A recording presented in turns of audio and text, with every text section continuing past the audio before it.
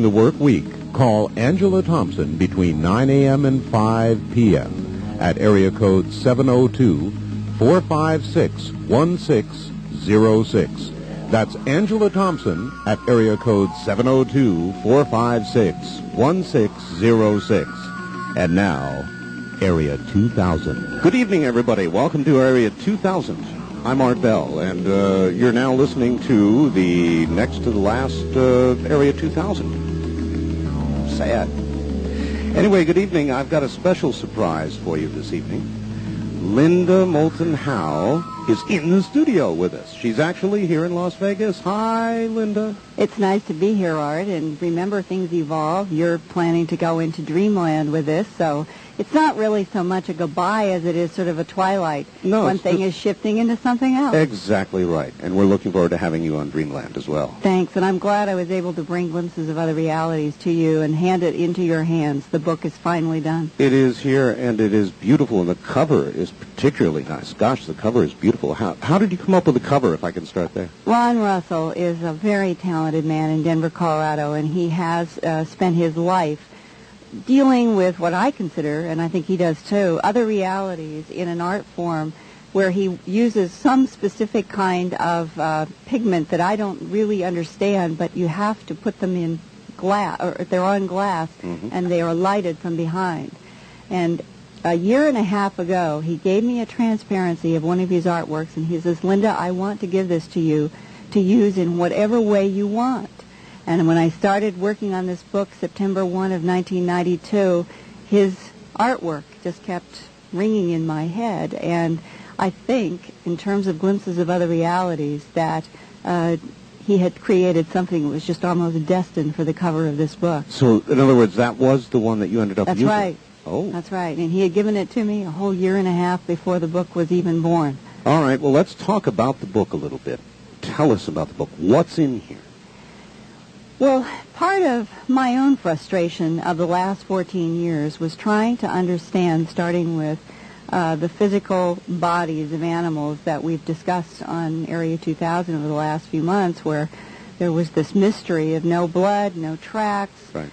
All of the odd anomalies associated with animals.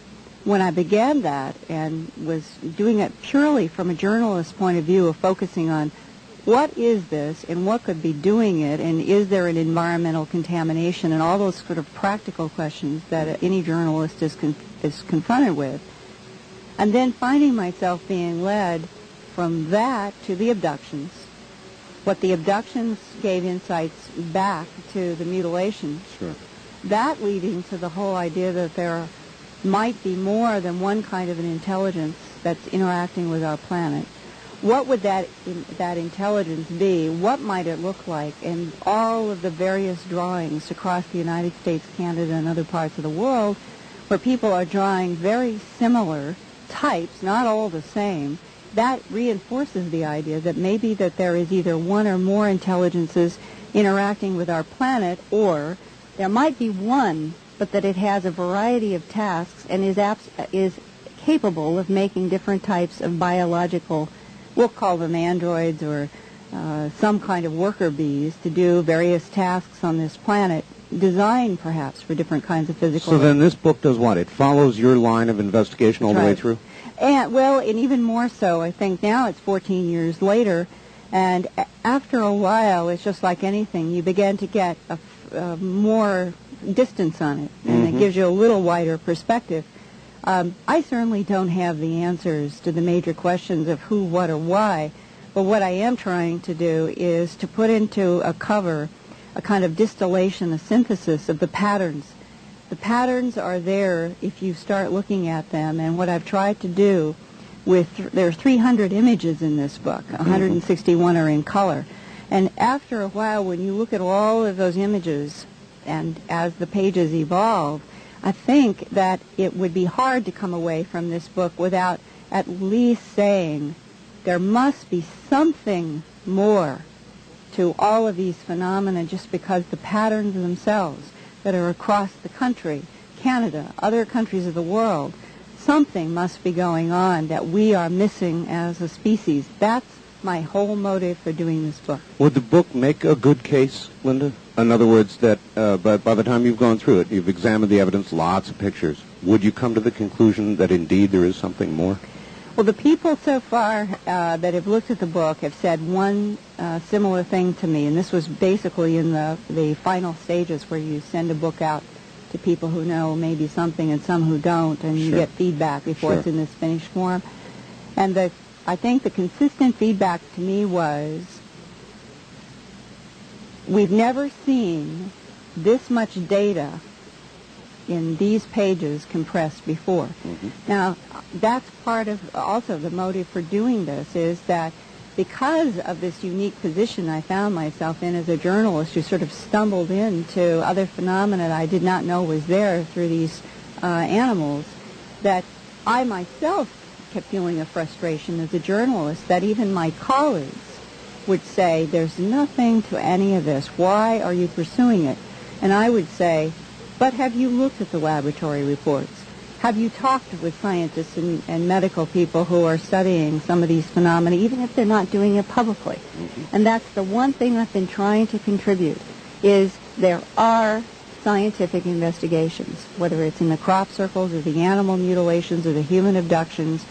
There are scientists who are intrigued. They are doing very valuable studies, even if you don't know who they are. And then I'm the journalist who I'm bringing back these patterns of discoveries, or at least trying to, and saying there is a pattern to phenomena here, and we should at least try to look at it in its bigger context. That's the one thing Glimpses of Other Realities, I hope it is doing. It's giving a larger picture of what many times in the past has been reported as an isolated story, an animal mutilation in Duluth, Minnesota. But what people didn't know was that the same year there were mutilations in 23 states. I just opened the book randomly, and I came upon a couple of pictures of mutilations. So some of it is fairly rough stuff. But if you want documentation... But very pristine. You couldn't say there's nothing gory about it. Oh, no. But this is real stuff. I mean, that's right. These are real pictures.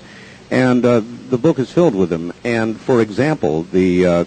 crop circles. Boy, there are some incredibly well-detailed pictures of crop circles in here. Really well-detailed. So everybody should know that's what they will get. I'm kind of giving them a hint because we've got a big surprise for the audience, don't we?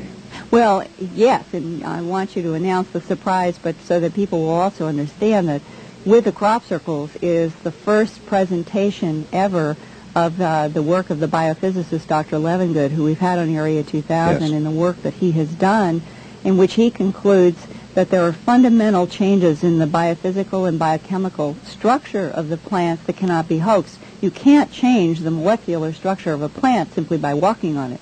Something is affecting the molecular structure. Well, as I recall, the only thing that he could get close with was microwave energy. On one aspect of the changes, and that has to do with the cell pits. He knows that some kind of an energy has to be affecting the plants, or he couldn't have molecular structure changes in what was called the bract tissue. This is very delicate tissue that encases the bottom of seeds, like a wheat or rye or something. And because he has worked with seeds all of his life, it's that particular part of the plant that he has been concentrating on. He's done work on the stems too, but this tissue that shows that there is some kind of a fundamental change at a level that no one walking on it could affect is one of the most intriguing parts of the investigation right now. So people put their hands on this book as soon as they can. Now, if somebody wanted to get this book, Linda, how would they get it?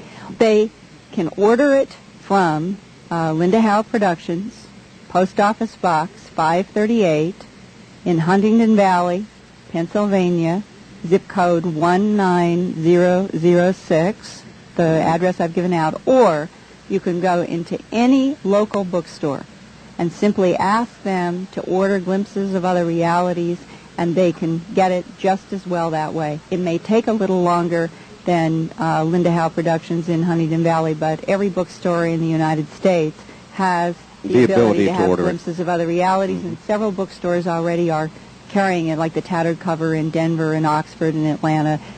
So it's just a question of going into the bookstore and telling them to order Glimpses of Other Realities. And I will welcome everybody's feedback, and I will try to answer the letters personally. It's a wonderful title, Linda. Do you think that's what we're getting? Are we getting glimpses of other realities, or, in fact, is it a reality in real time? No, I personally feel that there is more complexity to this universe than we've been taught. Coming through the abductees, and they were probably the first to introduce this idea that we're in something like a radio station. Sure. And that this Earth and what we perceive to be this universe might be 91.3 on the dial. But that 104.5 is just a tune of the dial over. Oh, now, right. Mm-hmm. The quantum physicists for at least 12 years, 15 years, quantum physicists mathematically have been saying that if they go into the atomic structure of, let's say, a linear accelerator and what it is that they keep discovering there, that it forces them to begin to conclude that there have to be other dimensions, even if we can't articulate them, draw them, photograph them, or touch them. There's something about a mathematical structure that the universe itself seems to be forcing us to see. And this also is one of the underlying themes of the book, Glimpses of Other Realities. And so that's all we get of it. If it's another dimension, we get a bit of a glimpse every now and then, somehow. Yeah, and what if? This is a what if, because I don't know. But what if the whole phenomena of ghosts and poltergeists could be like sometimes we're listening to a radio station and another station suddenly is phasing into that station. Correct. Because we're in the stronger field of that particular broadcast for just a certain period of time on the road, and then it goes out again. Correct. Well, it's possible that ghosts are a reality, that poltergeist activity and various other things that people have seen over eons and have reported, and other people have said, well, it must be in the realm of hallucination or it gets put into mythology.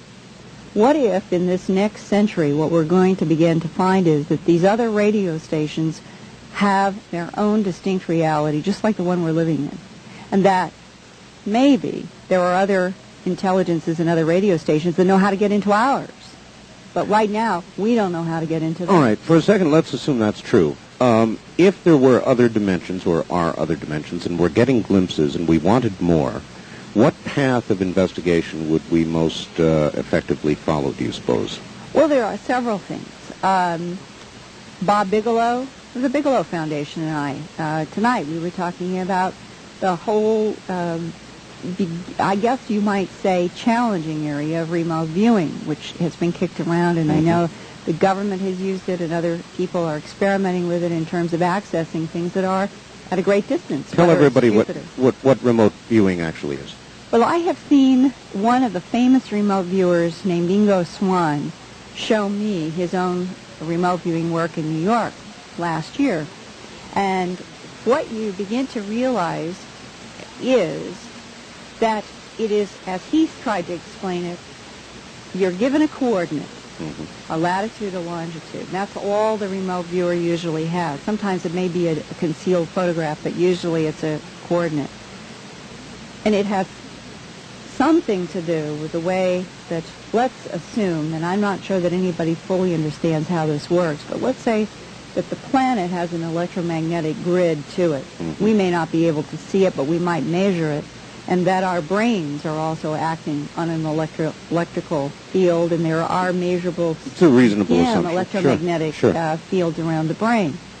It may be that some people have an ability to interface their electrical brain field and this electromagnetic field of the planet in such a way that with a coordinate, for some reason, they can go to that place and they will get, and these again are impulses. They are not visions, but they become, as he said, you go to the impulses before imagination, or you go to the impulses of thought that you get, like a quick intuitive flash, and they draw. Would the remote viewer have to understand in his or her own mind what that coordinate means geographically? Would you have to be... No? No, that's not the way it works. And why I answered with this is, you were asking, how might we access let's say, another radio station that wasn't in this dimensional reality, Right. we didn't have the technology to get there. Right. Well, the mind, as far as we know, seems to operate outside of time and space. It may be that this field that is both enigmatic, and yet the remote viewers who do it say that it's really quite cut and dried to them. It is something that they have a focus, and their mind somehow goes to, and they get impulses, and then they see or they begin to draw things. So it's not consciously directed. In other words, No. it's just something, some ability the mind has. Well, it's a receiving stimulus of some sort, and I really, because I'm not a remote viewer, Sure. and I'm not, when you try to describe something you haven't experienced, it's difficult. Very I can difficult. only report what another remote viewer has said to me. But the whole idea of how do you access that which is in the unseen, well, that's That's one way. how remote viewing began in the Defense Department. It's now, the famous book. Can you out tell us there. what's been documented? Out there when Bloom in New York did the book talking about the Army intelligence people in the Pentagon who were trying to use remote viewing to access Soviet submarines. That is now a story that has been reported, and apparently there was, for a period of time, our government was trying to access things under the sea using remote viewing, and in some cases were quite accurate. Okay, when you say access, what was somebody able to do? The remote viewer sat there. They gave him the coordinates. Yes, he found the submarine. Was he in the submarine? Did he see what's going on? Did he get signals or? The pages that I've seen from remote viewer notebooks, Mhm. they're drawings, sketches. The whole time that they're getting these impulses in their brain, Wow. they're making sketches on a piece of paper. Full pictures. Some kinds. Some are more abstract and some are more literal, and this gets into this issue that even if we could remote view, let's say, another dimensional reality, Mhm. it still could be argued that it was still a subjective interpretation on a Mhm. piece of paper till we got there. But it may be that in the next 50 years that what we're going to see is what more serious consideration of how the mind might be able to interface with other realities. Clearly, our intelligence agencies have used and experimented with a whole variety of mind over matter techniques that's been documented since the 50s in a variety of books. How that will relate to our investigating, we'll call it the unseen, or other realities, or even other planets in this universe, I don't know, but it is one possible technique without having to go there physically in some kind of a craft. Okay, I don't want to pry secrets from you, but is this the direction the Bigelow Foundation may be going in to look at or investigate remote viewing? I don't know. I can't speak for the Bigelow Foundation. I know that they're exploring a number of areas of research, but this is just one of those provocative subjects that it comes up because it seems to be one of those areas right now where people are experimenting. I have a man who came to me 3 months ago, wanted me to participate in a program he's doing with remote viewers in which he wanted me to supply whatever I wanted to from the phenomena, for example, that's in Glimpses of Other Realities, whether it was crop circles, animals, or something else. Mhm. So I now have some photographs that no one knows but me what they are unless they violated and opened up the sealed envelopes. And I'm going to get a report back from remote viewers on what they interpret. So I think what this is coming down to is that at the end of this century right now, and Glimpses of Other Realities is just one indication that we are definitely living on a planet in a universe that seems to be more complicated and has parts to it that we have not been able as a society, a global society, to discuss in a kind of open way that the universe may be different than we were taught. And All I right. think we're in a revolution. We're not alone. There are other dimensions. Quantum physicists are saying that. And the next century, who knows? We may actually access some other dimensional reality. So then, with this book, somebody could follow all of your investigations and come to some of the same conclusions independently that you did now. This book... I don't know if they'll come to the same conclusions, but they will certainly be seeing as volume one. It's one of a volume two set. And I'm subtitling this, Facts and Eyewitnesses. In this volume, everything in it is first-hand testimony, photographs, scientific investigations, lab reports, documents, but it builds up over, I think, the chapters to at least a point of view that maybe even our most ancient past is somehow very relevant to what's happening today. So it's $39.95. $39.95. It's a big book. I should tell you all, this is a big book, probably double the size of a normal book, or very nearly double. And it is a compilation of a great deal of evidence, a lot of it in pictures, and I think it's well worth your time and your $39.95. You ought to get hold of it, and now I've got a big surprise for all of you. For 50 lucky people out there, thanks to the Bigelow Foundation. If you call the Bigelow Foundation at 9 o'clock in the morning, not before everybody. Everybody starts calling early. 9 o'clock. They won't give you a book before 9 o'clock. If you call them in the morning, there are 50 books to be given to the first 50 callers. That's really nice, isn't it, Linda? That's a big giveaway. Yeah, I am grateful that the Bigelow Foundation is there and that they can do this, because I would welcome feedback from those 50 people who get this book. I really would like to know. No, why don't we make that a condition?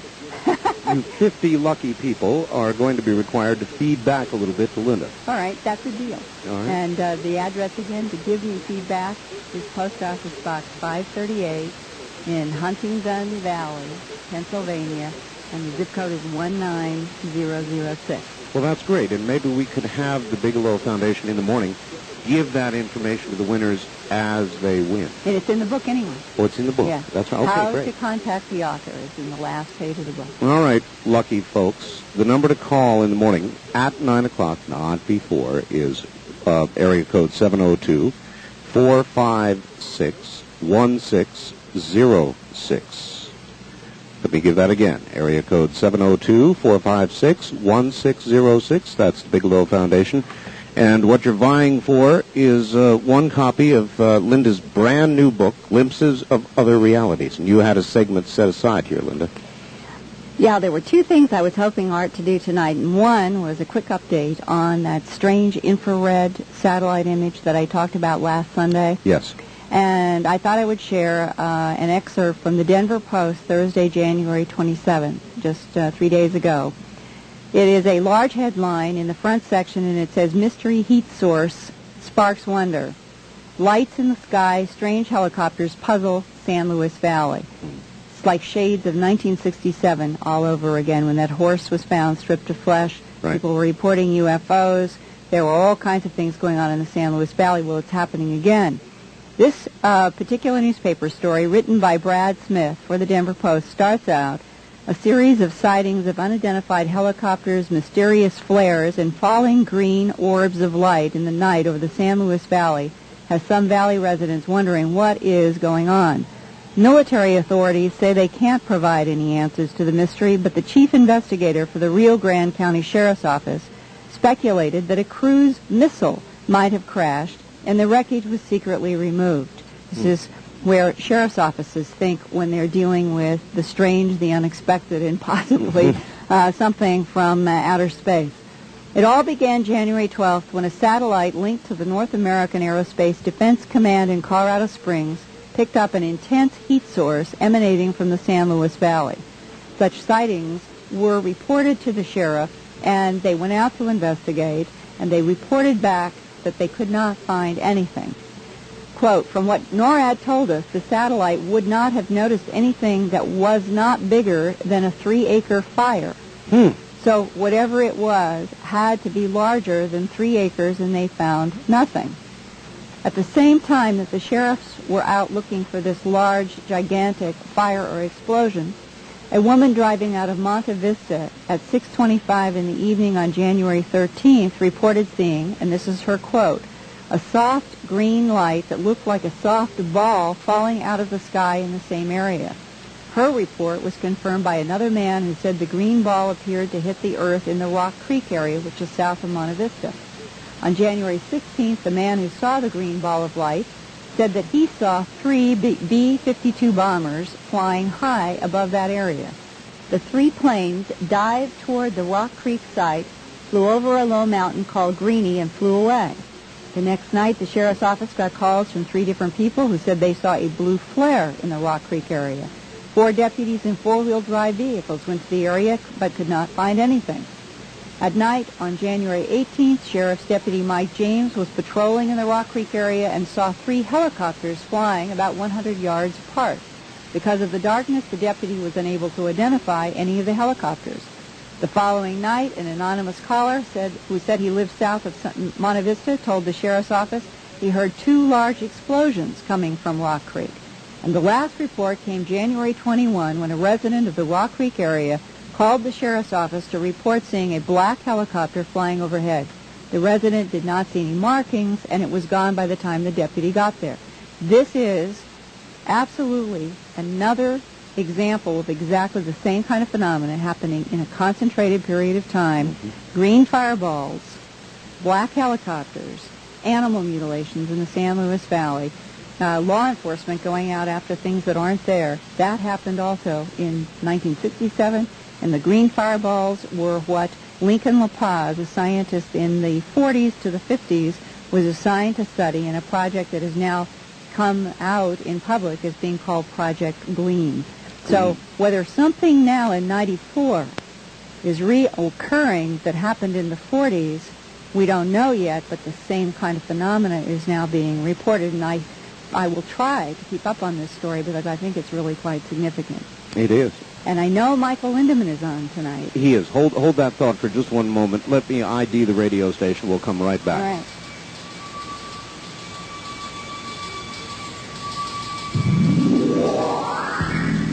From Jackie Gone's Plaza downtown, this is KDWN Las Vegas. Good evening, everybody. I'm Art Bell. This is Area 2000. Linda Howe is here in the studio with us this evening. And I've just told you, and I'll tell you again, about the big book giveaway beginning at 9 o'clock in the morning and going until we've given away 50 of her brand new books, Glimpses of Other Realities. All right, Linda, indeed, we've got Michael Lindeman. Michael Lindeman coming up in just a moment, so go ahead. I think you've got a way of introducing him for us. He's a dear friend and colleague, and he and I have spent many hours discussing the whole issue of why is there so much angry denial about the possibility of another intelligence being involved with our planet in some way. And when I was getting to the area of what's called an epilogue in a book, where you try at least to wrap up some of the thoughts and maybe leave readers with some kind of a launching off point, in my case, to the next book. Michael had written something for a presentation he was given, and he had read it to me. And I asked him, I said, I think that is such a concise and focused summary for this moment right now. Could I use this as your quote in my epilogue? And I want to share with our listeners right now what I think is a very cogent and perceptive summary of the condition of our planet in relationship to this phenomenon. And this is from my friend Michael Lindeman. The inescapable profundity of the alien presence has become a source of social pathology in our time. As a culture, we have not yet learned how to tell the truth about something so huge, so strange, and so unexpected. Individuals who make an honest effort to deal with it often discover that their personal stability is at risk. Consequently, the alien presence requires us all to grow, to become stronger and clearer, and to help one another to find our way in the genuine new world. That's great. He wrote that. Well, that's wonderful. So, Michael, wherever you are, onward tonight with your own perception. Santa Barbara, actually, is where he is, and we're about to go there. But you're not getting out of the studio without signing All that right. book for me. Good deal. Here's the pen to use. And that's right, folks. I'm getting a book right now. And if you want one, you're going to have to call at 9 o'clock in the morning, the Bigelow Foundation, at area code 702-456-1606. And I think you'll find it indeed very rewarding. This is a fabulous book. There's a lot of documentation in it. A lot of times people complain that authors writing in this area do a great deal of speculation and very little documentation, and this book is full of documentation. So if you want to get a good glimpse of another reality and a wonderful book, then be on that telephone at 9 o'clock in the morning. Michael Lindemann was born in Milwaukee, Wisconsin in 1949. He became a conscientious objector as a university student during the Vietnam War, developed a lifelong interest in arms control, foreign affairs, and government policy. He earned a BA degree in psychology from Antioch University, followed by 2 years of study at the Graduate Theological Union in Berkeley. He later combined his political and psychological interests as an educator, social analyst, and futurist, first as executive director of the Peace Resource Center of Santa Barbara, then as founding director of the 2020 Group, which is a private research organization studying forces that shape the future. Since 1990, Michael Lindemann has earned national recognition for contributions to the study of UFOs. He first examined the UFO controversy in 1989 from the angle of its possible connection to covert weapons development and social policy, finding substantial evidence in support of UFO claims. He founded the Visitors Investigation Project to conduct and publish UFO research. He has been on many radio and television programs to Santa Barbara, California, and Michael Lindemann. Good morning, good evening, rather, Michael. Good evening, Art. Welcome to the program. Good to have you. Glad to be here. Well, where to start with you? I guess perhaps you might want to comment on Linda's book, which no doubt you have not yet seen, or do you have a copy? Well, I haven't seen the final copy, but I have had the pleasure of reading it through. In fact, I've read it through twice because Linda asked for comments from me, as she did from some other people. So I have had the great pleasure of at least examining the text, and I can echo very strongly the sentiment that you've expressed, that it is absolutely a magnificent book, and although the pictures are wonderfully illustrative of the strangeness and just a kind of scope of this whole phenomenon, I really do think the book as a whole breaks new ground. I think it's going to stand as a real basic contribution to our understanding, and I just feel very proud of Linda and very glad to have played even a very small part in seeing this thing through, because it's a magnificent piece of work. Well, look, Linda's still here in the studio, so after that rave review, I thought I'd let her say at least hello to you, and here she is, Linda. Well, Michael is one of those colleagues in the world that is invaluable, because I trust that he'll always be honest with me if I send him something. And it is not easy material, and you need to have feedback from the outside world. And I value, Michael, you hear me thank you so many times for the edits on this book. And the other part of it is that his context has always been trying to deal with what are the bigger implications politically, socially, economically, Absolutely. Religiously. If you take this book and you take what's in there and you say, here is a tremendous amount, at least, of evidentiary evidence.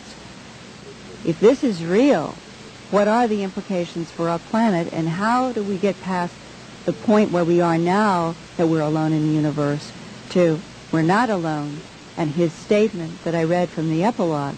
And that perspective that Michael is trying to share, I think, is extremely valuable. Well, that's exactly the road we're going to go down right now. Onward, Michael. Linda, thank you. Thank you, Art. Thank you. Take care. Take care. See you, All Michael. right. Hi, Linda. Thank you. All right, well, there it is. And, Michael, that's exactly the road we're going to go down right now, or at least to begin with.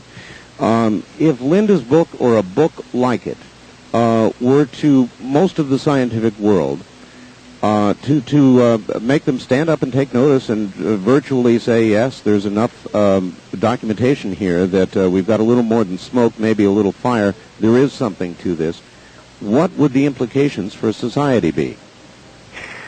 Well, Art, the problem that we face is that the implications are subliminally frightening before we ever actually think them through. And this has been true in science many times before.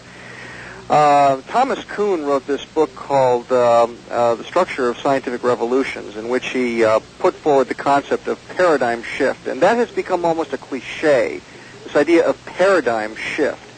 But it is actually a brilliant description of...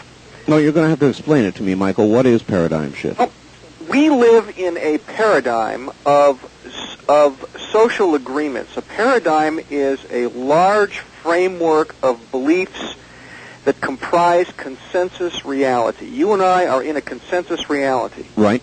And within a consensus reality, there are certain things which are true by general agreement and certain things which are impossible by general agreement, and a kind of a gray zone where science and religion and psychology operate.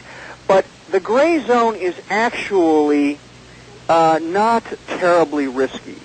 The risks people take in science tend, frankly, to be very unrisky in terms of the structure of the paradigm. Because when a paradigm begins to actually be challenged, when the whole basic structure of belief begins to be challenged, everything we call normal, everything we call stable, we call predictable, all of it becomes shaky and scary. Yeah. And no one wants to be in that position. Now, I just lived through the periphery of the Los Angeles earthquake a couple of weeks ago, okay? Right. I'll give you an example here. You know, when the ground is actually moving under your feet, you really aren't a happy camper. That's right. And when paradigm shift occurs... You're not a happy camper. Everybody gets freaked out, and it's really very serious. Now, this kind of thing doesn't happen very often. But Thomas Kuhn, in this brilliant little book, which has become an absolute classic, it's not a very big book. Heck, I think you can read it in about 2 hours. This brilliant little book called The Structure of Scientific Revolutions. He wrote it back in the 50s, and basically what he said was, when this happens, the job of the established authorities is to resist it with all their might. They resist it with all their might. And it is almost as if they are genetically wired to defend the consensus against the hordes of heathen who are going to overturn everything we call real. I'm curious, Michael, has there ever been an experiment where they have taken people and convinced them that the aliens have landed or the aliens are here, other than George Orwell's radio presentation? Has there been a modern a parallel to that in which we've had an opportunity to observe exactly how a small body of people might react? That's a really neat question, and I wish I knew the answer. Would you like to see an experiment of that sort? Well, I think an experiment like that could be extremely valuable. My sense is that some studies, some covert studies, have been done. I have heard of studies, for example, that were done by the Battelle Memorial Institute back in the mid-50s. And they wanted to assess a number of different things. They wanted to assess, first of all, the reliability of UFO witnesses, and they were quite stunned to discover that UFO witnesses tend to be extremely reliable. If anything, they found out UFO witnesses tend to under-report what they see. Right. That was very alarming for them, because they realized then that if there was a huge proliferation of UFO reports, the likelihood was there was a high degree of reliability there. But Battelle was also commissioned to do a number of more covert studies to assess how the society would react to some of these issues. And because those studies have been sequestered ever since, I don't know anyone who can authoritatively say what was in them, but the assumption has been that that they were not at all pleased by the way people would react. Now, the one model that is touted constantly is the one you've already mentioned, which we have the Orwell broadcast in Halloween of 1938. And it was, of course, it's hardly a scientific demonstration, but as a sort of a symbol of how people react, it was extremely impressive. People don't react well at all when their reality is suddenly challenged. Right, but there's been a lot of sightings under the bridge since then, and a lot of information and a lot of programs like the one we're doing right now. And I guess the question is, are we better prepared today than we were then? Yes, we are. No question about it. And partly I just think that society does evolve on its own steam. We have a certain fascination for this stuff. And to the extent that we are not viscerally threatened, I think we do actually want to know. And, of course, we have a popular culture that's loaded with aliens and spaceships and so forth, all of which is probably very useful. More than that, perhaps, there are intimations of a somewhat structured effort to bring us along. Now, the truth is, I'm not aware of a single smoking gun that we can actually trot out and say, see, the CIA did this, or the NSA, or somebody did that, or the president ordered that this be done. We would love to know that, because many people assume it's happening. I myself am rather convinced it's happening, but boy, it sure is hard to show it. If you were to take, this is going to try and get you to answer a question you may not want to answer, but if you were to take 100 average U.S. citizens right now and subject them to the seeming reality of an alien presence, whether it was a landing or however you did it, what by percentage reactions do you think in a modern group you might expect to get? It will depend on several things. I ask that question just about myself, Art. As much information as I have on this subject, I say to myself, if I'm truly honest, what would happen if I were sitting in my living room and a gray walked through the door, or through the wall, as they sometimes do? I think I would be extremely alarmed, quite frankly, and that's despite all my information. I think that we have a very low tolerance for strangeness. Now, that's not true of everybody. But I don't think I'm particularly wimpy. Really don't. Yes, if it were on a close-in personal level, I think you're absolutely right. But let me tell you something, Michael. I deal with current events and news on my syndicated program every night. I've done so for 8 years. The news has become it's almost to the point where the American citizen who's listening to the media is I don't want to say burned out, but close. It's as though every day the news tops itself with some spectacular, I call them head shakers, in which somebody goes in and blows up a whole bunch of people with an assault rifle or something. In other words, the news, we're almost numb. And if it were to suddenly come over the radio that the aliens have landed, I think that people would be able to take that sort of news delivered in that manner. But not the kind of thing that you just set up, not the scenario you set up. If a gray walks through the wall, I think I'd react just the way you suggested you would. Yeah, and I think you're right. If it came across on the radio or the television as news, if a person were looking around and their immediate reality were unchanged, but the news was saying we got aliens on the White House lawn, or whatever nonsense they came up with. I think the initial reaction would be a lot of curiosity, a lot of wonder, everybody'd turn on CNN to see it. I think you're right. Instead of cowering someplace or becoming psychotic or some other outlandish reaction. I think you're right. I think you're probably right about that.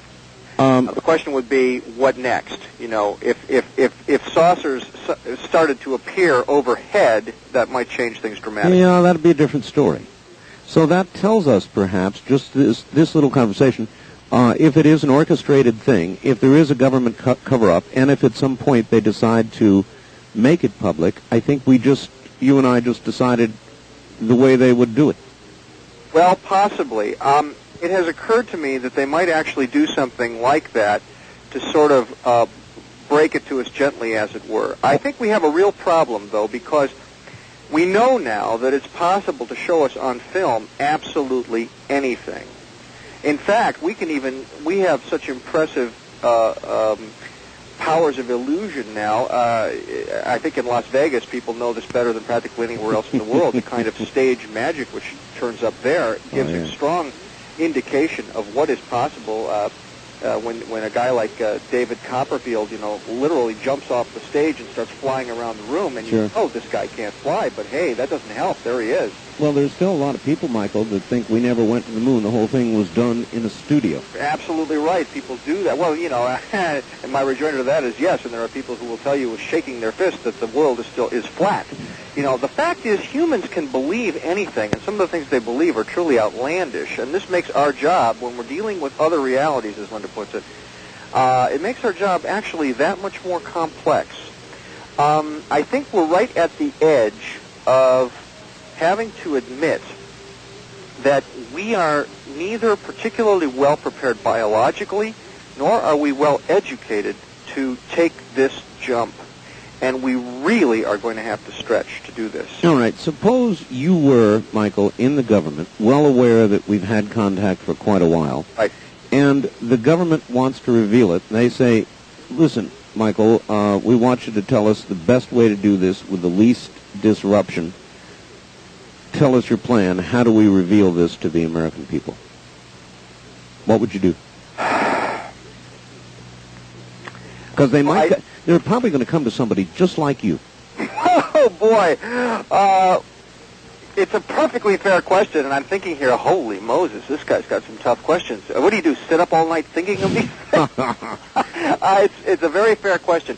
What would we do? Well, I think we would have to, first of all, ask people to sit tight for some very important information, and then walk them through some historical background. I think that's very important. I think what happens right away is there's a breakdown in confidence, and what the people want is confidence that whoever is talking to them actually has the quote unquote answer. Now that's going to be very tough, and that has been a tough problem from the get-go, which is why I think the government has not done exactly what you say, and why, frankly, I am not confident that they're going to anytime soon. Well, we do have the example, though, Michael, of the plutonium admissions. I mean, we gave shots to American citizens of plutonium.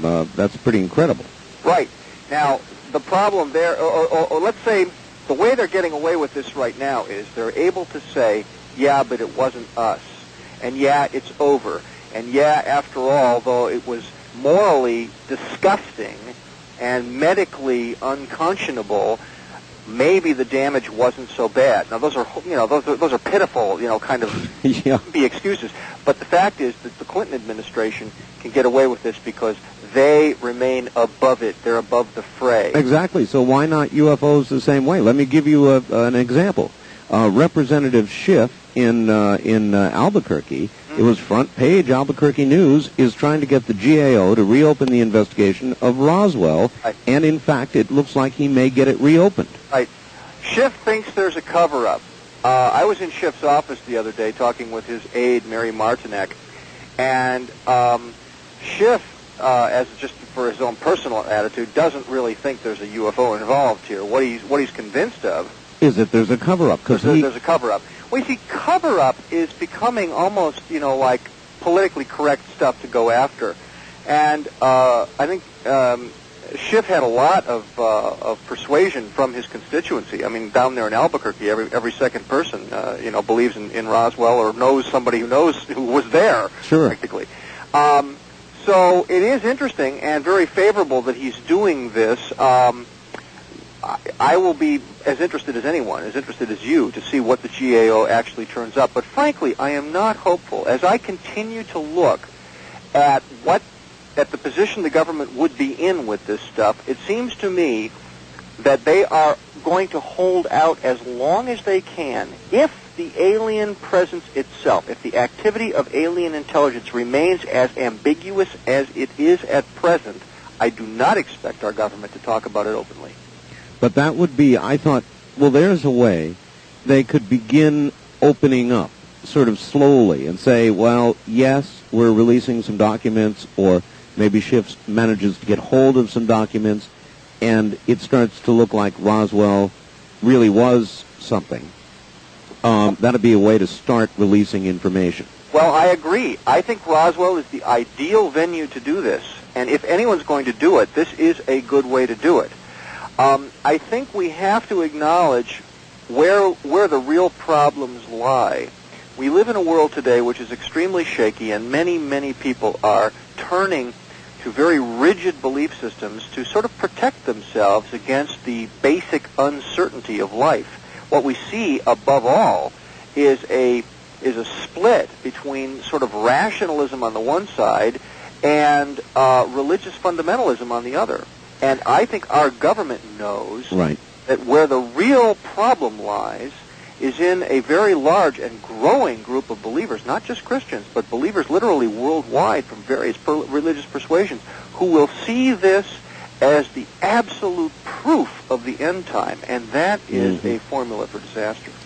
I would think there'd be a big difference, Michael, between two revelations. On the one side, aliens arriving in little saucers or something else from Zeta Reticuli, another place, without any connection to our beginnings. On the other hand, if it turns out that they would arrive and they are our genetic parents, then it seems to me you've got something that if you reveal it is going to cause a complete breakdown. Well, or nearly a complete breakdown. It would challenge every religious person out there. I think the genetic connection, or the possibility that we are actually related to these guys, is actually becoming one of the central issues of this whole business. That'd bring the house down. Well, yeah, and of course that, as you've already pointed out, is a far cry from the possibility that one little saucer crashed in 1947. I think that the people who are the true custodians of this UFO information may very well know or strongly suspect that that is the bottom line. The bottom line is that we have a long-standing relationship with these guys. We may even be genetically, but very likely culturally related to them in some way. And it's a minefield. Oh. Look, I can tell you this. If little guys landed and they claimed to be our genetic parents, and it seemed to rule out the possibility of the Creator as we understand and think of the Creator, there would be an army of people with guns that would fill the little green guys so full of lead, you wouldn't be able to tell what they were anymore. That's right. And I think all indications are that the aliens are in no hurry to reveal themselves, and that has been the only saving grace in our government's position. That it happens, that there is a synchronicity. I dare say not an agreement. Some people say, oh, they're in cahoots. Well, I'm not at all sure about that. But let's say that there is a similarity of objective or a similarity of position in this one instance. The aliens see that they're much better off not revealing themselves overtly, at least not in an organized way, and the government is in no hurry to bring this out as long as the aliens don't push the envelope. I really do think that the timetable is in the aliens' hands. Okay, what is the timetable, Michael? Well, if it's in the aliens' hands, then we really don't know. Now, we hear all kinds of guesses. And if you hear them from the psychics, you hear them from the channelers, you hear them from the abductees who are rather consistent in the things they're saying. You hear it from ancient prophecy. You hear it from it's amazing. It's coming from every quarter of the compass that we are in the time zone. We have entered the time zone. Our lifetimes, right. Michael. Our lifetimes. A lifetime before the end of the decade. God, that's really exciting. That is the pronouncement you hear time and time again. But I do not wish to associate my name with that as a prediction, only as a report of what others are saying. All right, hang tough. We've got news at the top of the hour. We'll be right back. My guest is Michael Lindemann. There's more coming. Stay right where you are.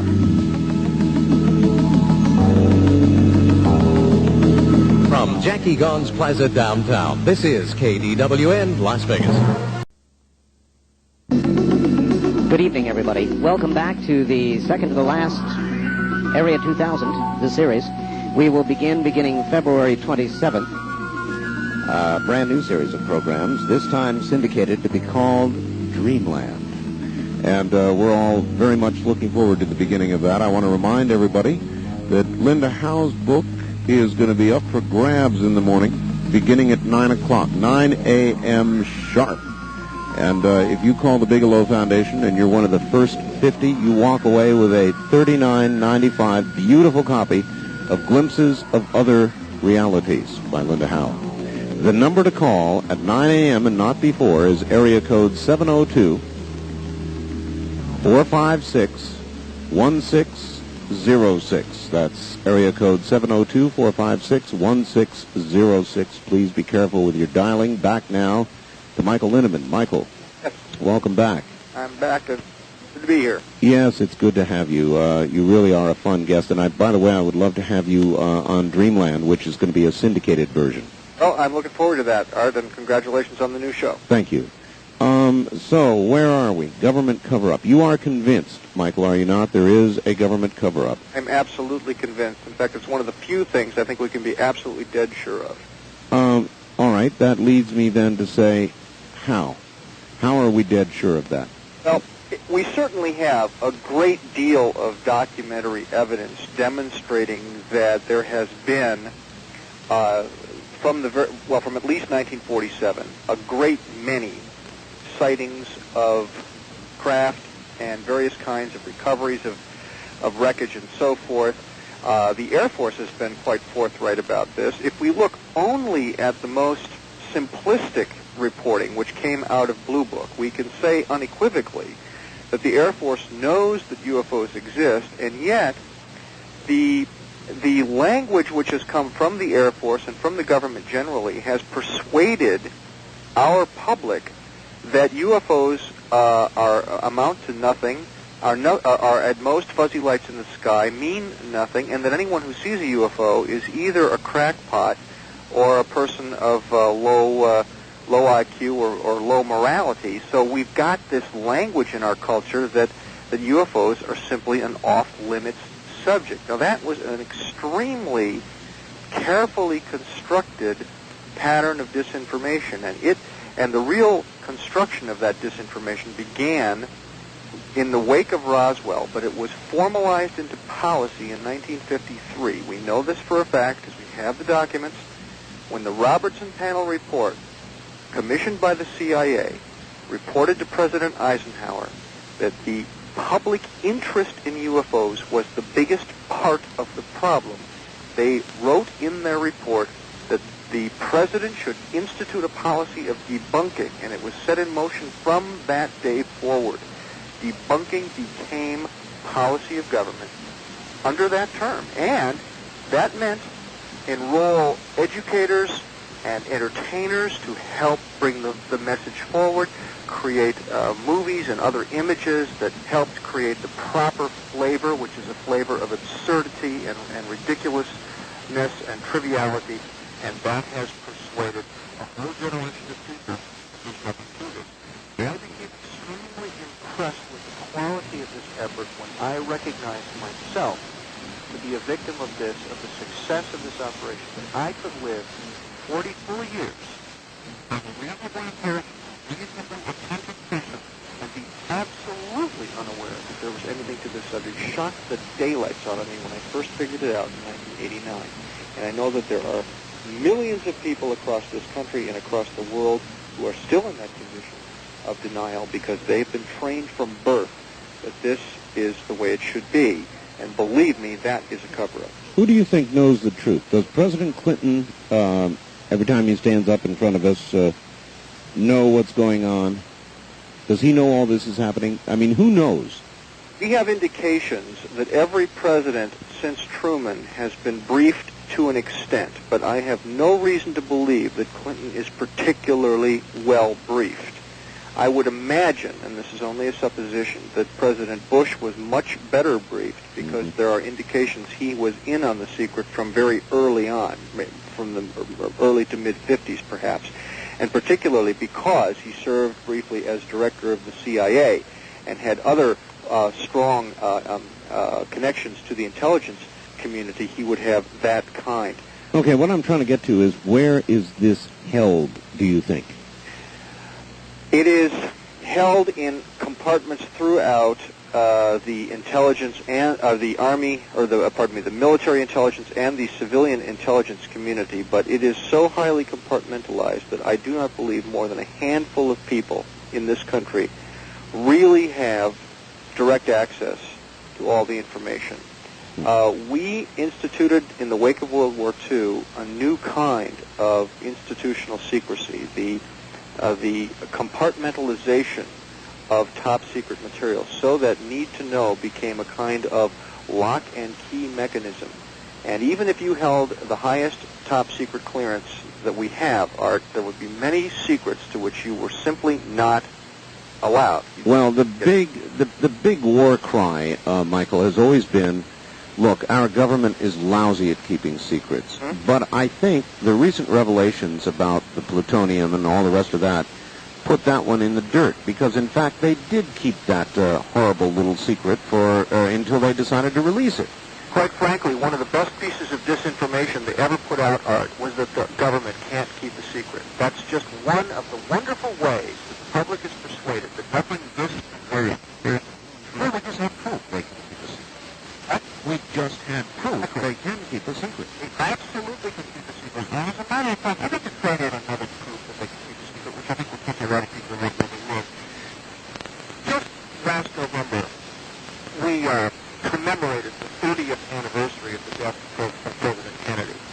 And millions of words, once again, were written on the tragedy and so forth. And what we were shown, once again, is that the prevailing wisdom concerning the death of President Kennedy is just plain absurd. We have lived 30 years from that day, one of the greatest tragedies in American history, and we do not know the truth. Now, everyone listening probably has their pet theory, and some of those theories may well be true, but the fact is that the public conversation about President Kennedy's death remains absolutely confused and murky and untrue. It is shot through with disinformation. If you don't think we can keep a secret, ask yourself, why have we never learned what actually happened in these plots? Well, that is the mission of disinformation, isn't it? In other words, they pile on, for example, with Kennedy. If somebody stepped forward and had a press conference and said, here's the absolute truth, here it is, and it was the absolute truth, it would be just one more theory. I was absolutely right. That's the beauty of disinformation. Winston Churchill put it like this. When the truth is important enough, you surround the truth with bands out of lies. That was his term, okay? He's a man, of course, as the leader of Great Britain during World War II, knew that the stakes involved. And I think that those are exactly the stakes we're talking about, and they are the stakes with respect to the UFO question. If indeed our supposition is correct that UFOs have the capacity in their very existence to topple what we mean by consensus reality, by God, those are high stakes. And yes, they will tell every kind of lie imaginable. Well, one way I think I would do it if I were in the disinformation game would be, Michael, I'd stage some incredibly, seemingly viable incident, and I would let the world focus attention on it for a little while, and then I would show it to be a hoax. And then worldwide, people would throw up their hands, and they'd say, boy, what a bunch of junk, and they'd mentally dismiss it. That's why the government was able to label the Davidians as cult people, and just a lot of Americans mentally dismiss it, a bunch of crazy cult people. They can lay labels on things, and that kind of disinformation campaign would be very, very powerful. That very disinformation campaign waged successfully against the president in 1991 with those two guys in England. Exactly. Now, it does not take American science to look at the phenomenon and realize that those two jokers couldn't possibly have done it. And yet, we do know that there have been some hoaxes, and even they have done some hoaxes, but some people more clever than they have done other hoaxes, which are quite impressive. The fact is, the press wanted desperately to blow this thing away because it was just a very nagging mystery, and they jumped on this flimsy, foolish story with glee, and they festooned it across the English-speaking world. I saw it in papers literally from all over the country, front-page stuff. My Lord, we would kill to get that kind of a story about a genuine UFO. Trot out two drunken jokers who say they've made a few crop circles, and you get everyone writing, front-page stories. It's unbelievable. But the fact is that the press, if if I may say so, meaning no disrespect to the press, but the press is, in effect, a tool of consensus reality. That is very much their job.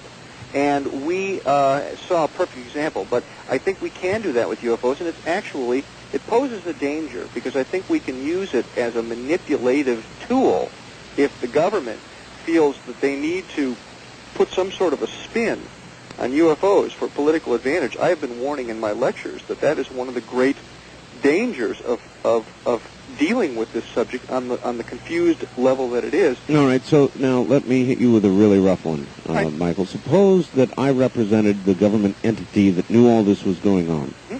And because of the work you do, I came to you and I said, look, the reality is, yes, we're in contact. Yes, they are our genetic ancestors. And I'm sure you would agree, Michael, wouldn't you, that information cannot get out right now, that it would be very, very damaging, and there would be worldwide strife, and we'd, in all likelihood, end up with anarchy. Therefore, we would like to enlist you to help us. What would you do if you got such an offer? Well, of course, that was the dilemma that was posed very, very well, I thought, in that television program Intruders on the CBS network in 1992. Same idea. And as a matter of fact, some real live UFO investigators have been approached in very much that way. Jacques Vallée is one of them, who has actually been approached in a more or less that way. To be perfectly honest, I think I would turn the offer down, Art, and I don't think I'd have a terribly hard time doing it. And I'll tell you why. Because I think that at bottom it's an extremely cynical offer. I think our government is absolutely up to me. But here, let me convince you. We do have contact with these aliens. We're proceeding. There will come a time when we can tell, but not right now. It would be dangerous for them, dangerous for us. Many people would die. There might be riots. Mr. Lindemann, we really need your help. All of those are suppositions, and yes, indeed, there may be some risks involved. However, I think where a government has failed miserably is in giving people the benefit of the doubt they are actually capable of dealing with this. Sooner or later, they're going to have to try it. The government does not have an easy way out, and all you're really telling me here is that they are looking for another way to buy more time. If the government did come to me, that would be my signal that I'm actually rattling their cage. And quite frankly, Art, that's fine with me. I think American people deserve to know and are capable of taking it. I have much more faith. All right, then let's move on. Suppose you refused it, as you just suggested you would. Yes. What would you then do? Would you go to the press and would you tell your story? Would you blow the whole thing wide open? Well, I'm not sure if that would actually work, because clearly, if they came to me in that fashion, they would know that they had perfect deniability. So I don't think I would have any grand leverage at that point. It would. Well, you would have, though, a lot of hard information, and how could you continue doing what you're doing without telling that story? Oh, I would probably tell that story, yes, but not with any great hopes of toppling the government or making a huge splash. I could make up that story right now. Suppose I said, fine, you go public with this, and A, nobody is going to believe you, and B, we're going to ruin you. Actually, that would be highly believable. That they could ruin me is beyond dispute. If they choose to, yes, they could do that. Would that stop you? Tackling our problem? Yes. Yeah, it probably would. That's a good answer. I don't think tattling on them is particularly important. I think what we're really after here... Are you there? Yes, I'm right here. I was having a hard time hearing you there. I think what we're really after here, Art, is simply continuing the education process. And I believe that the people are meant, in this nation at least, to lead the government, not the other way around. And in a national security state, which regrettably we have become, the government takes upon itself to lead the people, but that's backwards, and it is not meant to be. I really do believe that education is the answer. Thomas Jefferson said exactly that. He said, if the people are not well informed enough to make good decisions, then by God, inform them. Do not make their decisions for them. Well, this is a little off topic, but not far, because it relates to where we're headed, Michael. A lot of people think we're headed for a police state, virtually a police state. And the indications are that we have gun control bearing down hard on us at the moment. we have crime that's so far out of control that the government just about must respond. Where is this going? If you look down the road with present trends continuing unabated, where are we going, Michael? Well, I happen to feel that most of the efforts of our government are genuinely well meant, and though I don't want to sound too partisan, I actually have high hopes that President Clinton will continue along the path of demonstrating that he is actually a man of genuine intelligence and goodwill. He's by no means a perfect politician. I don't think such a thing exists. But I think we do have a chance of doing better than we've been doing. I do not, frankly, subscribe to the notion that we're headed for a police state. I do, however, know for certain that we are headed for a world of grave instability. And even the best government faced with instability on a grand scale becomes extremely defensive, paranoid, and sometimes dangerous. We're not immune to that. I think that the American people, in terms of growing up, have to recognize that all around the world, societies are being shaken to their roots. My Lord, we just saw the second greatest superpower on the planet disintegrate.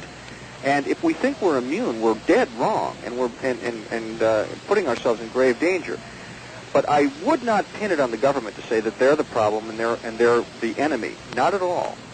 They're being reactive, Michael. But the present trends in society, particularly with violent crime, are horrendous, and the government's going to be forced to respond to that, and it's going to be with possibly in some occasions with some force. I mean, we could have cities out of control. You can imagine that, in fact, some of our inner cities right now, Michael, are almost out of control. They're sort of an anarchy, or almost anarchy. Oh, I agree with that. Now, the question is, is the government to blame, or is there any way the government can actually respond? I happen to think the government does not have a lot of options, and actually they look very insecure and very inadequate to the task. We're in for some very tough times here, Art, and yes, to some degree the government will probably be tempted to crack down very, very hard. Sure. But I think the real difference is here, in terms of philosophy or worldview, is the government populated by people who are genuinely evil and kind of power mongers, or is it populated instead with quite ordinary, average people who have chosen the path of government as their job and who are faced with horrendous challenges? Yes, that generally would be my view. I choose the latter view. So and that does not actually make for a prettier picture in the short run. We must face the fact that things are going to get very, very dicey. And if you throw aliens in that, well, that's crazier. Exactly. Okay, now I want to do that. I want to throw aliens into it. At some point in a disintegrating social structure, would the revelation of an alien presence be possibly unifying if things were really rough? My belief is that they will hope against hope that will be its function, and that makes their job of handling the aliens so very, very delicate. Yes. Because aliens can either tip us over the cliff, right, or they can be the linchpin that pulls us together. And I do believe that if the story actually comes from the government, it will be a calculated effort to unify behind this enormous new reality. That's the only thing I can imagine that they would try to do. Would you suppose we'd be unifying because of the information or because of a perceived threat? Well, I think the threat angle is going to have to be handled very, very carefully. If they simply told the bald-faced truth about, for example, our military capability as against the aliens, that would be, that is a formula for disaster, because our military capability is zero. Okay, we have no capability against them, and we've known that for 40 years, which is probably the biggest nightmare we've got in terms of telling a good story. But the question is there a military threat? And the answer may well be there isn't. There have been several assessments down the years, starting back with the Robertson Panel report, where they have said, and they've said this several times since, there does not appear to be a military threat. And therefore, the question is, are we actually not threatened by destruction so much as we are threatened by strangeness? We are threatened by beliefs that don't hold up against this. The reason I mentioned this is several times during his presidency, Ronald Reagan referred to the possibility that humanity or the world would be unified because of some external threat or alien threat. He did say that. In fact, I think he said it at least 5 times in various public venues. Yes. And people have held that up and said, isn't it puzzling that Reagan would say such a thing? Well, maybe it is, maybe it is not. It might have just been a figure of speech. The fact is we don't know if there was any grand design behind this. But I think the sentiment does speak to a probable reality. We are in this position where if we remain as divided as we are going to slowly self-destruct. And there are many people who know that. And there are some people who think that the real interest of the aliens in this planet is to see what the silly old humans are going to do. That maybe this is just a fascinating little corner of the universe right now, because these humans with really great capability and great promise are right on the edge of not being able to make up their mind whether they want to live or die. I really do think that that's one way of typifying the condition on this planet. And maybe there are aliens who are just here to see to get their licks while the getting's good. Sure. Maybe there are some who are standing by to see if they can lend a hand or step in if it gets absolutely catastrophic. But all of that is wild supposition. The fact is, if we look only at the human situation, we are right on the edge between being able to move into the 21st century with terrific momentum and terrific promise, or kind of teetering off the cliff and just kind of like the Bills in the second half. Right. Bombing ourselves back to the Stone Age, as it were. Yeah. I think anyone in government today has taken on the most thankless, difficult task they possibly can. It's a nightmare. Would you, if you were in government, would you want to have it? Would you want to be deciding what to do about all this? I suppose you would, actually. You spend all your time thinking about the future and about this sort of thing, so my presumption is that you would want the task if it were given to you. My philosophy of politics would have to be to trust the people to rise to the occasion. I do not believe we have any other viable option. I cannot say that strongly enough, and that is why I am absolutely in favor of full disclosure. It must be done with wisdom and with care. You can't just throw it like a cream pie. But we cannot afford to allow people to languish in non-information, disinformation, and just sort of wild misapprehension about what's occurring. People know things are going on, Art, and the longer we don't tell them, the less trust they will have. Our trust in government today is at an all-time low. It is, yes. Frankly, that mistrust is absolutely appropriate and well-deserved. Government has no right to expect the people to trust them the way they have been behaving. But at any moment, a government can say, all right, clean slate, we're going to start again to trust the people. And because we will trust the people can decide whether to trust us. I don't think we have any other choice. It's going to get very ugly if they don't take that step. Present trends noted, are we, in your opinion, headed to the end of this century? You gave 2 possibilities. One, that we go over and we learn and we progress and we prosper, and the other that we fall down and fail at the last moment. What would you have to predict right now? Truth is, it's a toss-up. All my indicators are that it is absolutely a toss-up. But I am, you might say, wired for optimism. I do believe we will pull it out, but by the skin of our teeth. It's going to be very scary, and there's going to be a lot of damage. Going to be a close one. All right, Michael Lindemann, hold on for a moment while we ID. Be right back to you.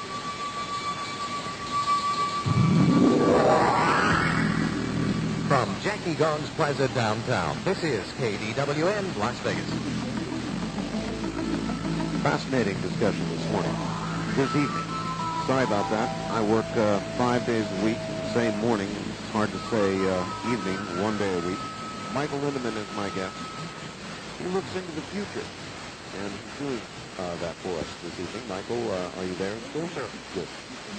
Well, at least you're optimistic about it. I'm happy to hear that. An awful lot of the people that I've talked to that have gone down the road you and I just went are not that optimistic.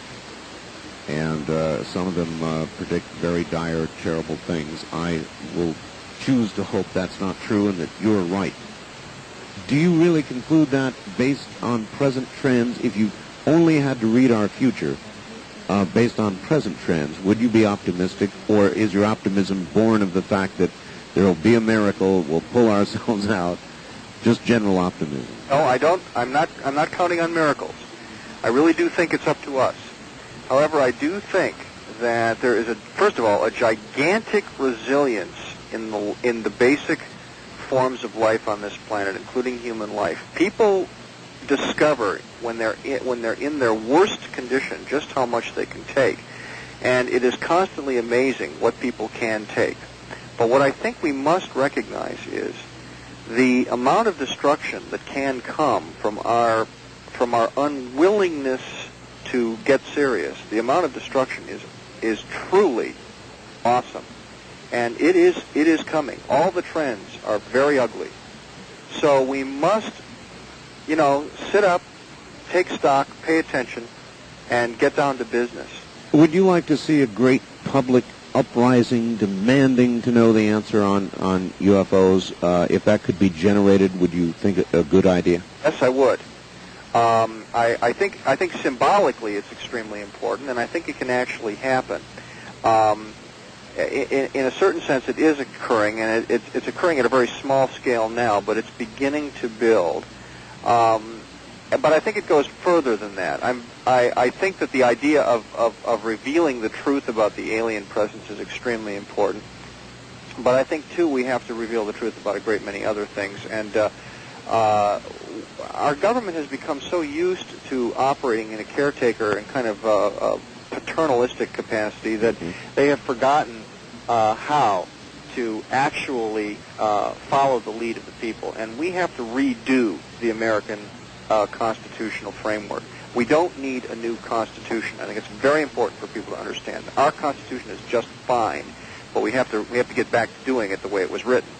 Now, as for the alien business, I do think that is going to strongly restructure, above all, our religious beliefs. It's going to take a tremendous amount of wisdom and patience and forbearance to get through that little upheaval. It's going to be quite nasty. Well, I just can't imagine how you would get around that. There would be people who would respond with anger and violence and every manner of disruptive behavior you can conjure up. I just know it because I talk to these people all the time. You're absolutely right. That's the best we can hope for, Art, and I don't think... The question is, how long can you put it off, and is that your only option, putting it off? As a matter of fact, I do believe that our government has seen it that way, that is why we've heard nothing, because they see no option between putting it off on the one hand and that kind of uncontrollable chaos on the other. So I think people have to recognize that they have the capacity to rise to the occasion and get through this, but if they follow the path of least resistance into their fear, into their reactivity, then things get extremely ugly right away. And that is what makes this subject so troublesome. Yes, I agree with you. And I agree that's the direction it would go. So then I conclude a reasonable person could be talked into continuing this until some way could be devised to do it in some way that wouldn't disrupt everything. That is right, and that is exactly what has been done. But I think there has been, however, forward movement in the fact that human beings can be gradually acclimatized to practically anything, and I think that is the state we are currently in. Although, if you threw it at us right away like a live grenade, there'd be violence in every direction. As it is coming out, step by step, little by little, we are laying the groundwork for more complete revelations in the future. And that is why I, who speak, with a certain amount of criticism about the government and about the government handling of things, regard myself, Art, as loyal opposition. I believe I am serving a function which is in a certain relationship to the government's function of resisting revelations. I'm saying, look, we must reveal, this is real, and what we get is a dynamic tension which moves the social conversation forward. And I do believe that that is happening all over the country. But what we must do to make it work is to up-level the credibility of the UFO argument itself, so that we have more people of the quality of a Linda Howe, for example, yes, who does the extraordinary field work and brings a very high degree of integrity and rational effort to the subject. All right, you've read her book. Yes. How do you think it's going to be greeted, since it represents a lot of documentation? How's it going to be greeted in the scientific community, do you think? Well, it's interesting because one of the people that she showed it to was an eminent scientist who took it very, very seriously. He was not at all predisposed to believe this stuff, but when he looked at it, he said, "My Lord, this is this is very impressive and it's very depressing." He said, in effect, that wasn't the exact word, but he said, "This gives me the impression of a very unfriendly universe," and but I think what that points up is that it is profoundly impressive and will indeed cause people to stop and look and assess. Now, Linda was quite shocked, as a matter of fact, when this man, I believe, I don't want to be out of line here, but I think it was Fred Allen Wolfe who did that. Linda was quite dismayed, actually, that Dr. Wolfe's assessment was that this demonstrated, a kind of a malignant kind of force operating in the world. Right. But I think we have to recognize that the material is viscerally very, very agitating. I mean, it's difficult stuff. Even if the agency that is actually causing this is benign. We know so little. We are so new at this. Barely out of the cradle on this one. But if you look at her book carefully and you read the documentation, I understand how he came to that conclusion. There are things that are very difficult for us. Sexual organs removed from animals. I don't need to go through the list. You know what it is. And a lot of it does seem, frankly, very disturbing. I mean, would friends do that? No, not necessarily. But again, if we look at what we have done in the name of testing, a popular cosmetic, not to mention what we've done in the name of feeding ourselves and one another, we would have to say that the aliens have nothing on us in terms of butchery, in terms of grotesque behavior, in terms of what would appear to be gratuitous grossities. Exactly. Humans have written the book on that subject, and we must never forget that nothing we have seen, not the worst possible thing we have seen from the presumed alien side, is any worse than average day-to-day human behavior. But if it does turn out to be negative, and if there was a revelation and it was a negative revelation, that we had something to fear, that we represented basically food or something awful like that to them, then wouldn't we get a War of the Worlds sort of reaction? Yes, we would, and I think we have to be very, very careful not to jump to those conclusions. I think that frankly, I don't think that's what's going on. Now, the perception of that is easily put out, and there will be demagogues. I mean, this is the kind of thing that a fanatic of any kind grabs onto and says, waves it in people's face and say, you see, they're here to eat you, or they're here to carve up your children in small chunks. That kind of nonsense, and there will certainly be people who do that. There are people who are doing it now. I really don't believe the evidence suggests that at all. I think what the evidence suggests is a profound mystery which requires that we be much more conscious and much more discerning, much more sophisticated to even grasp the nature of what we're looking at. If we would accept this as a challenge to grow rather than as a reason to fear, sure, we would be miles ahead, and God willing, we will do that.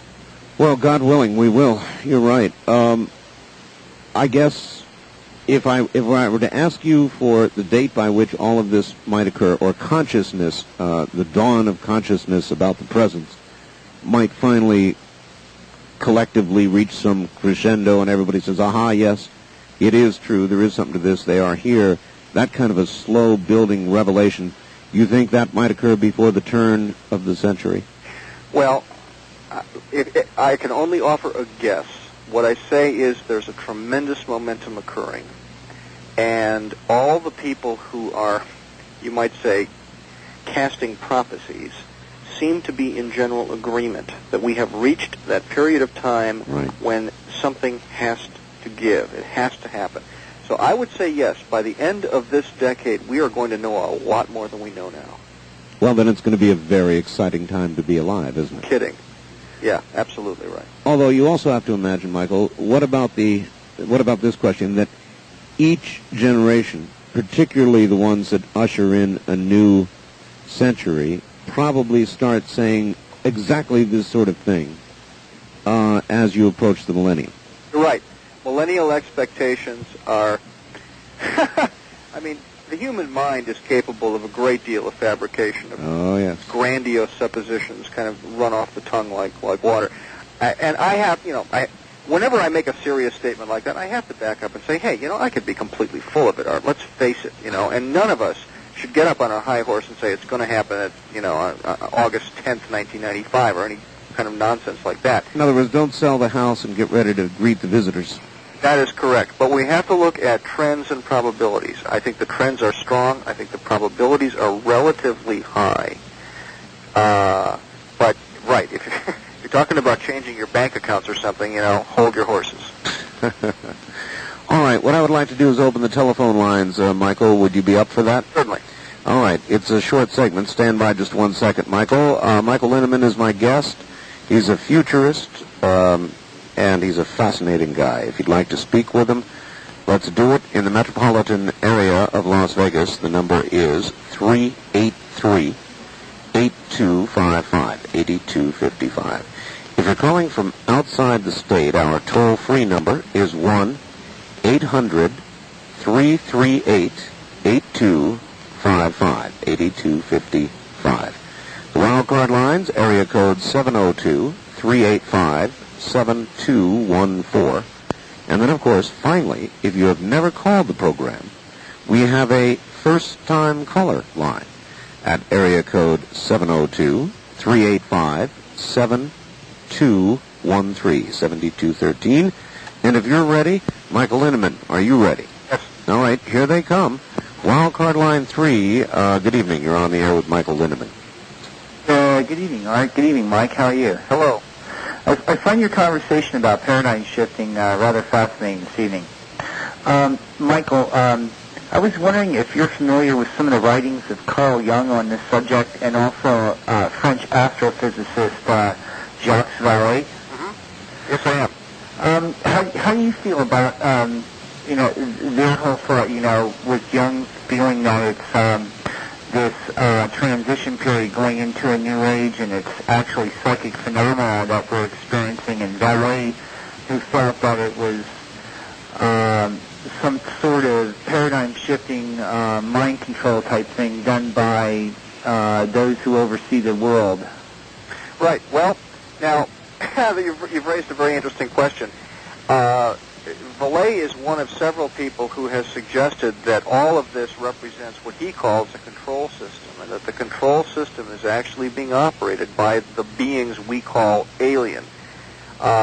He's not at all convinced, by the way, that those beings are flesh and fluid creatures that like ourselves, but they may be operating at a different level of reality. He's very open to the concept of extra-dimensional beings, parallel universes, and so forth. And once you start talking about that, you get into a realm where the language of Jung may be virtually, just a modification on the same theme.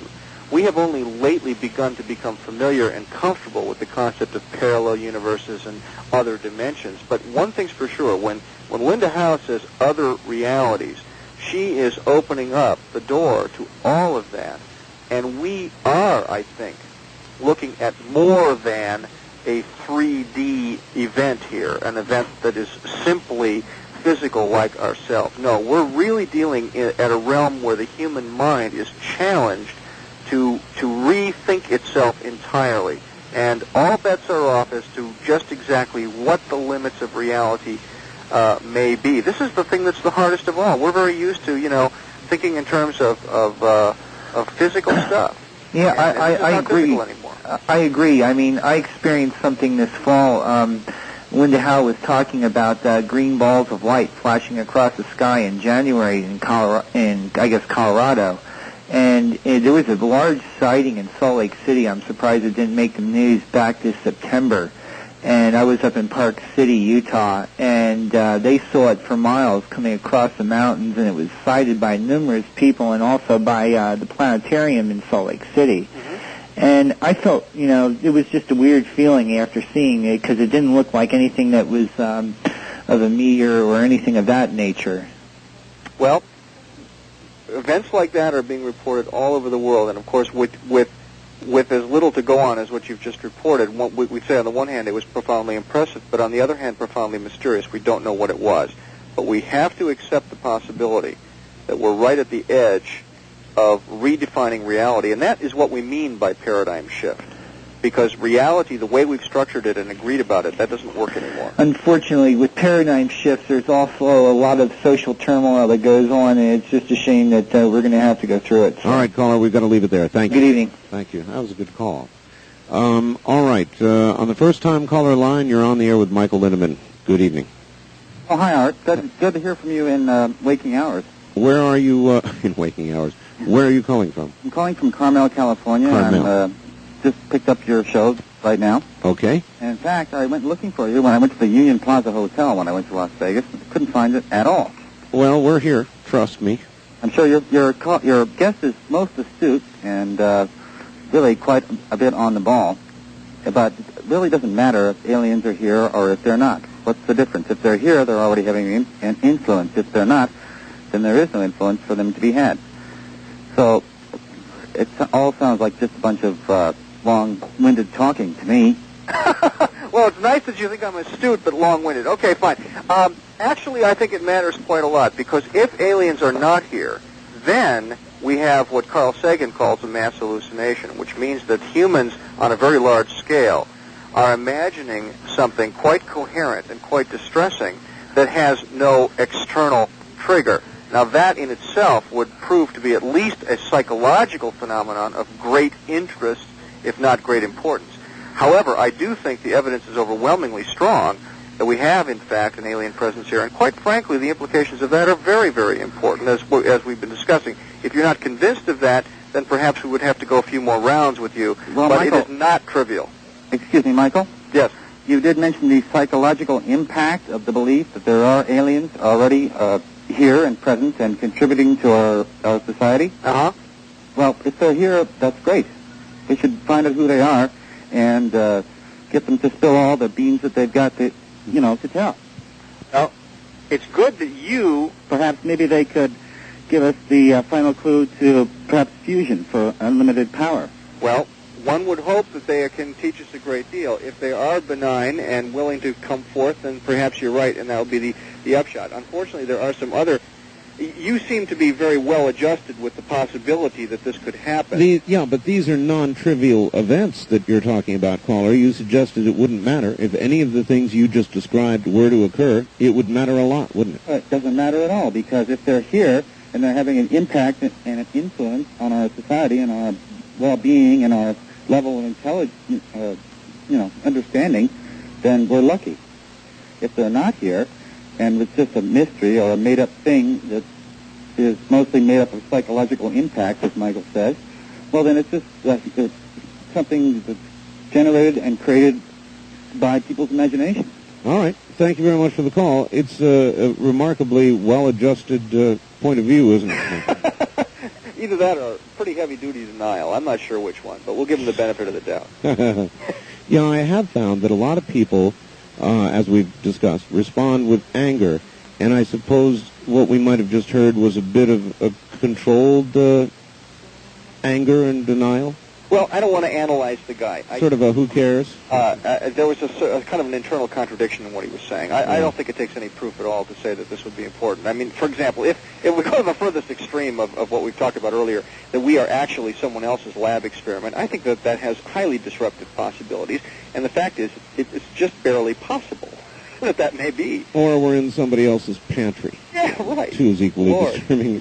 Line 2, good evening. You're on the air with Michael Lindemann. Hi, Michael Lindemann. I got 3 things, 2 of them to do with UFO. January 30th, 8:34 p.m., we had a mild quake here in Las Vegas, or motion. The water in the toilet was moving, and the lamps were moving, and my little iron thingy that I have near my bed moved. That was at 8:34, and when that happens to that extent, usually they have a 5, at least a 5 in L.A. Okay, on to the UFOs. The Roswell incident is a very, very definite piece of information that should have been followed on by everybody that is in the scientific community, and also don't forget there was 10 to 15 students on an outing looking for butterflies or whatever it was and found the UFOs first, and they were all shooed away. Plus the other people that serviced the military, like carrying the UFOs off, supposedly, and so on, all of those people are beginning to die off, and I think that Roswell incident should really be investigated with extreme vigor to whoever can afford it. Do you think so? All right. Oh, I absolutely do think so, and I'm also happy to say that good work has been done. Now, there will be a new book by Kevin Randall and Don Schmidt very soon on the Roswell incident, which will break new ground. I strongly recommend you keep your eyes peeled for it. In April, approximately, it will be out. In July, approximately, the Showtime Network will air a 2-hour special on Roswell, which I strongly urge people to be on the lookout for. I've seen some of the advance footage, and I'm very impressed. Do you know what the name of it is going to be? I think it's just going to be called Roswell. Roswell. And I think people should know that it is a somewhat fictionalized scenario, but based very, very closely on the known evidence. Now, as for the fact that witnesses are dying off, you're quite right, caller. But there are more today, still more than 30 living eyewitnesses, first-hand eyewitnesses to the wreckage and/or the bodies. And what we're trying to do now is arrange a way that these people can speak with impunity to the Congress. Now, I'm also very encouraged by the work of Representative Stephen Schiff from the Albuquerque District of New Mexico, who has asked the Government Accounting Office to look into the allegation that the Pentagon is holding information on Roswell. The GAO's first foray against the Pentagon turned up the fact that the Pentagon would reverse them. And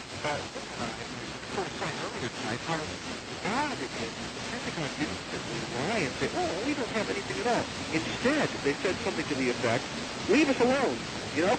Well, do you remember, Michael, when the whole Watergate thing unwound? Yeah. Is it not possible that this story could unwind much the same way, and the foot in the door, the break-in in the building, in effect, is Roswell?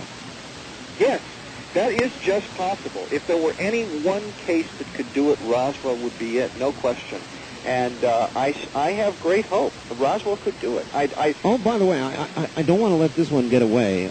There were connections and stories about Bobby Ray Inman, who was appointed nominee to be the defense secretary, and comments he had made about flying saucers.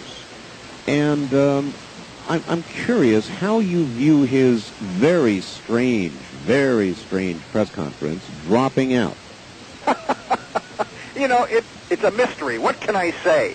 I thought his appointment was strange. I was most interested to see what would come out in hearings, because Inman does have a reputation as something of a loose cannon, actually. He's a quirky kind of character, although he's very well connected. It's hard to know why exactly, except that maybe his very deep covert connection to some of these extraordinary realities gave him the impression that the heat he might take in the Senate during the confirmation would just be very, very difficult and embarrassing. And he took, in effect, the easy way out by making himself look like a fool. But that's a guess. I don't know. The man's mind is extremely twisted. Yeah, it is amusing. All right, we're woefully short on time. Let me try to get one more in here. On the first-time caller line, you're on the air with Michael Lindemann. Good evening. Hello, Art. This is Philip from Bonanza. I have a question. In Revelation, it describes an evil force coming before Jesus, and I was just wondering what the chances are that UFO technology might be the vehicle for this evil force. All right, Michael? Well, we're going to have to contend with a variety of prophecies of that sort, not only Christian prophecies, but prophecies from other traditions, which interestingly all seem to come to focus during this period of time. I have no opinion on the ultimate truth of Revelations. What I do know is that many people are likely to see it in the way you have described it. However, if I had to make a guess of my own, I would say let us not assume that this is a sign of the end time. It is. I rather suspect it is not a sign of the end time, but rather a sign that we humans are, as we have done many times in the past, we are looking at a new take on reality. Now, this has happened before, and we've survived it before, and it has always had religious implications. But for those of the faithful who need some reassurance, I personally feel, it's only my own testament, if you will, that nothing that is happening today with respect to the UFO phenomenon, nothing at all, Mike, is going to change our basic relationship to deity. All right, we've got to hold it there. Michael, our time is way up. Okay. You've been a pleasure to interview again, and I would like to interview you yet again on Dreamland coming up. I look forward to it. Michael Lindemann, thank you. And I want to remind everybody, call tomorrow morning at 9 a.m. to get a copy of Linda Howe's new book, free of charge. It's normally going to cost you $39.95. $39.95, but the first 50 people to call the foundation will get a free copy at area code 702-456-1606, area code 702-456-1606. Remember, to get Dreamland in your hometown, contact your radio station, whatever your local radio station is, even here in Las Vegas, and tell them you want them to carry Dreamland. Take care till next week, everybody.